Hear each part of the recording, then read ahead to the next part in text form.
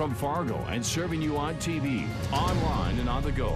This is Valley News Live 10 at 10. And how many times do law enforcement have to take somebody's life and sometimes you don't hit the person? It's just because when you're in that much adrenaline rush, it's different. Even in the hands of our local officers, after extensive training, pulling the trigger in difficult situations poses a high risk. Good evening, everyone. Now, despite that risk, more and more people are choosing to get their permits to carry. Valley News Team's Krista Boehm learned why Clay County is seeing a growing number of permits, but why some might never put that permit to use. I think it's just times are changing. No longer a surprising answer when asked why more people are getting prepared to carry. Clay County Sheriff Bill Berquist says it's what you see on TV.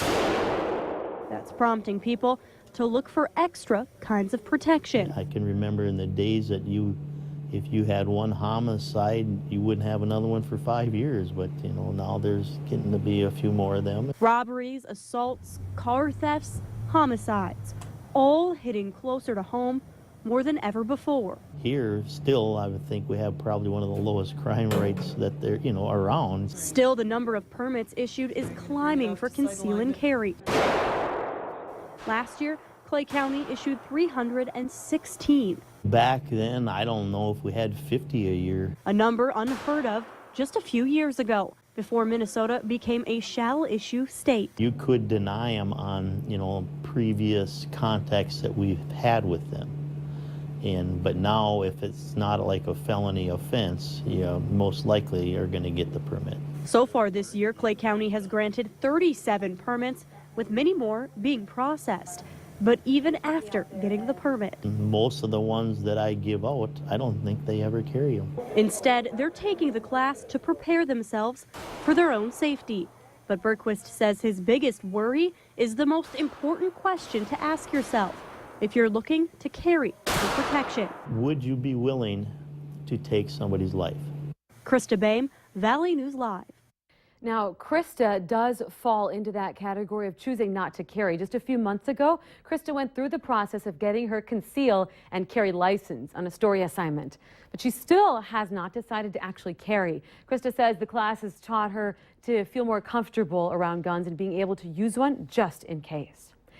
And we have some breaking news now. The verdict is in the case of the man who's accused of shooting and killing famed Navy sniper Chris Kyle. A Texas jury has found Eddie Ray Ralph guilty of killing Kyle and his friend Chad Littlefield at a Texas gun range. Ralph served in Iraq and was at the range that day during what was meant to be a therapeutic session to help him cope with post-traumatic stress. A murder conviction means an automatic life sentence. If you need help uncovering fraud or corruption in your community, call our whistleblower hotline. We'll do our best to get to the bottom of it. Call 701-237-6576 and leave your tip. A member of our investigative team will get on the case and go to work to expose the truth. The USDA wants you to consider the impact on the environment before choosing what you eat, especially when it comes to red meat. The U.S. Department of Agriculture's new dietary guidelines recommend a diet with more fruits and vegetables and less meat, like red meat, and less sugar. The North Dakota Stockmen's Association says they disagree with the recommendation. And we're also concerned about the process that this advisory group had used in order to make these recommendations, basing some of their decisions on sustainability when the folks that were part of this group are not sustainability experts. The decision for the recommendation will be made by the federal government later on this year. The recommendations also say Americans are consuming way too much salt, added sugars, and foods high in saturated fats. It's Tuesday, and that means it's time for our restaurant report card. This time around, we pulled some of Fargo's dirtiest inspection reports, restaurants that had the most critical violations over the past year. And we found some eateries have improved, but not all of them. Valley News Team's Christina Craig learned which dirty slate now has a clean plate. First up, Lone Star Steakhouse along 13th Avenue South. Hi there, welcome to Lone Star. How can I help you? They came close to the clean plate in their most recent inspection, but missed it by a sliver. The lone non-critical violation was a big change from March of last year. They were slapped with 7 violations, 3 critical. Management didn't want to comment on camera, but say the Clean Plate Award is something they've been aiming for by working and creating an open relationship with the health inspectors. Next up, Babs Coffee House along Main. And this isn't the first time we've reported on them. Babs had one of the worst records in 2014 with 7 violations, 4 critical. Turns out their most recent report was very similar. We reached out to management, but they didn't want to discuss their latest report. The health director tells us the coffee house's main problem stems from employee turnover. The last time we were here at Iron Skillet Restaurant along 19th Avenue South was back in October.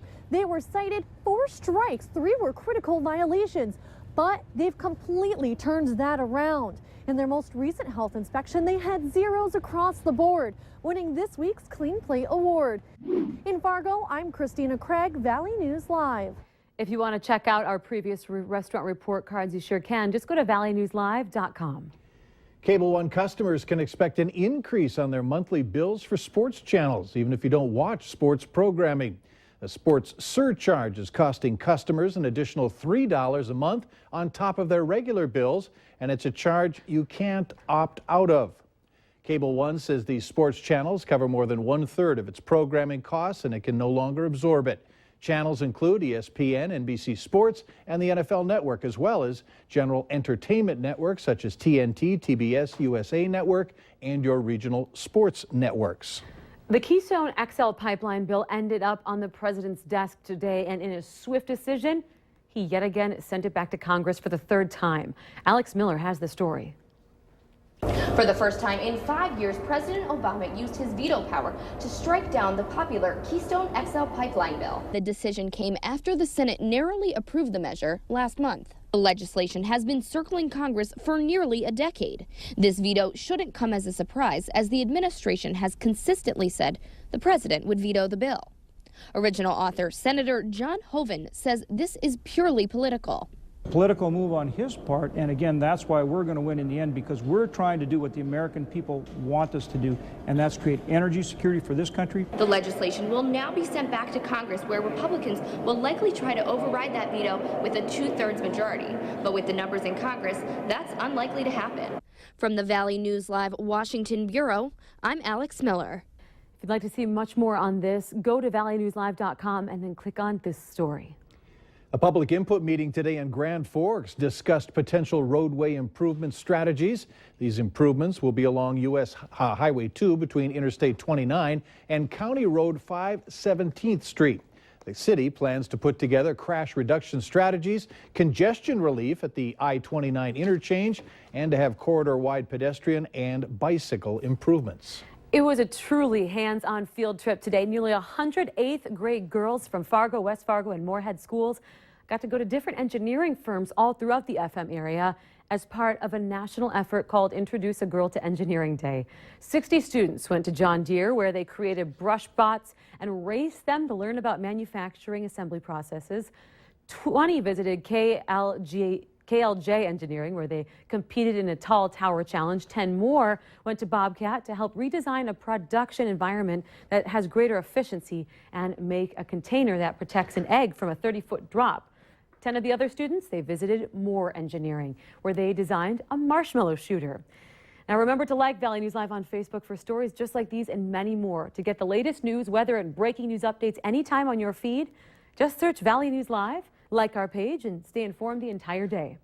Valley News Live 10 at 10 continues with No Wait Weather. Well, a mix of precipitation taking place out in the western and central portion of North Dakota. We are seeing the cold air move in once again. Is that precipitation coming this way? Well, I think it's going to stay out to our western counties, but some in our viewing area are seeing a little bit of snow. Here's a look at what's going on, though, across the Fargo-Moorhead area. Temperature slipping down to 10 degrees, wind at 10 miles per hour. We have cloudy skies, and as we mentioned tonight at 6, those clouds will help blanket the warmth that we've had of the day, slowing our cooling, and we notice most of our western counties still in the teens, where we have single digits and even 0 in Bemidji, Detroit Lake 7, 5 in Wadena, and 1 whole degree in Roseau. Take a look at the radar lit up through central North Dakota into southeast North Dakota. So we're talking Dickey-Lemoore County out near Wishick and Ashley. We're seeing south central North Dakota.